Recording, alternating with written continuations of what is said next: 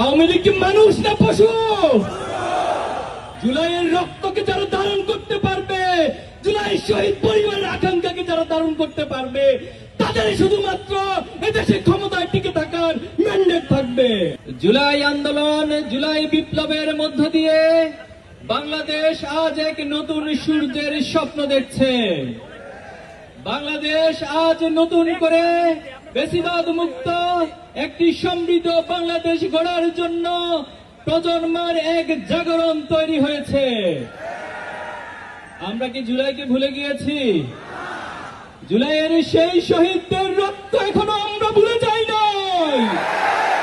জুলাইয়ের আহত ভাইদের সেই কাতরানো দৃশ্য এখনো আমরা ভুলে যাই নাই।